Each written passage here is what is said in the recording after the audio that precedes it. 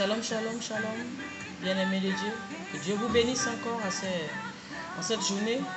Je viens vous parler rapidement du Saint-Esprit et t'exhorter, mon frère, ma soeur, à comprendre que sans le Saint-Esprit, tu ne peux pas te lever et dire que tu es enfant de Dieu.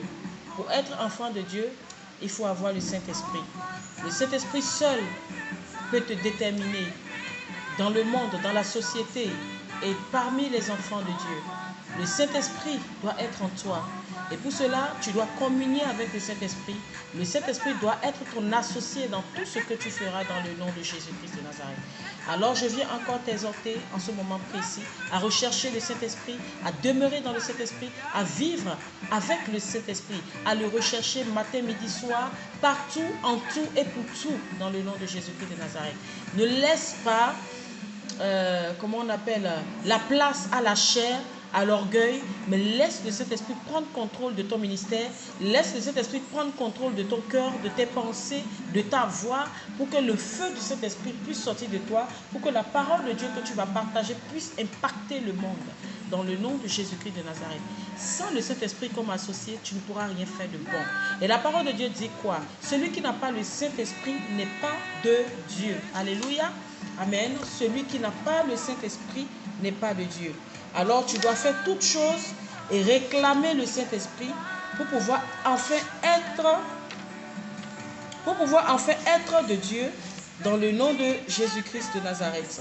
Je viens encore vous exhorter en ce moment précis par rapport à la parole de Dieu. Voilà Romains 8, 9 qui le dit: si quelqu'un n'a pas l'esprit de Christ, il ne lui appartient pas. Et la parole de Dieu dit dans Éphésiens 4, 30: n'attristez pas le Saint-Esprit de Dieu par lequel vous avez été scellés pour le jour de la rédemption.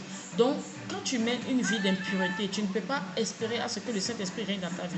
Si toutes ces années passées, tu t'es plaint, tu t'es lamenté, tu as dit que rien ne va, et tu te dis que tu es enfant de Dieu, tu vas à l'église, tu fais la dîme, tu fais l'offrande, mais tu n'as pas cherché à savoir si tu as l'Esprit de Dieu en toi, alors c'est pas bon.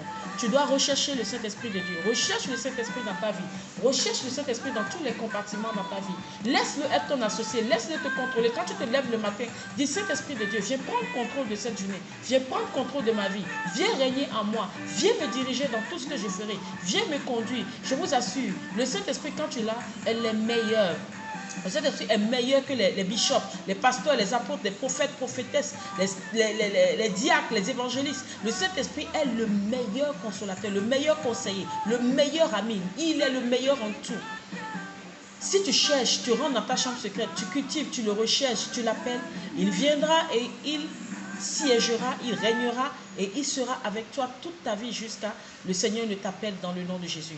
Alors je viens t'exhorter, recherche véritablement le Saint-Esprit. Cherche à demeurer avec le Saint-Esprit. Cherche à savoir si le Saint-Esprit est vraiment en toi. Parce que tu ne peux pas te plaindre et condamner le Seigneur Jésus-Christ en disant: j'ai fait ci, j'ai fait ça, mais pourquoi? Avant que Dieu ne te donne sa bénédiction et que tu lui demandes quelque chose, te donne. Il faut que tu lui appartiennes, comme sa parole le dit dans Romains 8, 9. Tu dois lui appartenir. Si tu n'as pas le Saint-Esprit, comment il peut te donner? Si cette personne n'est pas de toi, tu ne le connais pas, tu peux prendre n'importe quoi aller donner à cette personne. Ce n'est pas possible. Alors recherche le Saint-Esprit avant tout. Aie une vie spirituelle stable et recherche le Saint-Esprit parce que c'est lié. Tous les deux sont liés. Alors merci de ce que tu m'as écouté, merci de ce que tu reçois cette parole et tu commences à t'appliquer à cela. Tu recherches le Saint-Esprit, tu cherches à savoir si tu as le Saint-Esprit en toi. Tu pries, tu jeûnes, tu fais tout, mais est-ce que tu as le Saint-Esprit? Recherche cela et Dieu te fasse grâce maintenant. Je prie dans le nom de Jésus que son esprit descende sur toi, où que tu sois, qu'il te localise, que tu reçoives le Saint-Esprit, que quelque chose change dans ta vie, afin que tu sois véritablement un esprit, un enfant de Dieu en esprit et en vérité, comme la parole de Dieu le dit. Sois béni dans le nom de Jésus-Christ, j'ai prié. Shalom.